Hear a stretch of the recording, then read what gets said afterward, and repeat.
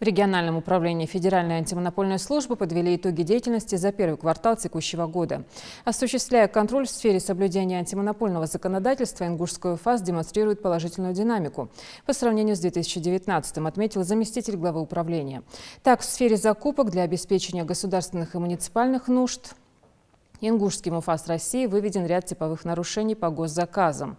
Сюда относят нарушение сроков извещения о проведении закупки, порядка выбора, способа определения поставщика и ряд других недочетов.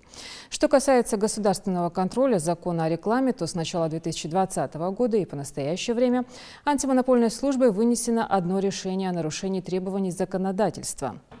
Еще два дела находятся на стадии рассмотрения. Также на встрече обсудили злоупотребление хозяйствующим субъектом доминирующим положением и земельный кодекс. Ингушский УФАС России с начала этого года вынес 70 постановлений о назначении административных наказаний на общую сумму 1,5 миллиона рублей. Каждый квартал мы проводим такие публичные обсуждения и доводим до представителей органов власти, органов самоуправления практику применения антимонопольного законодательства Ингушского УФАС России.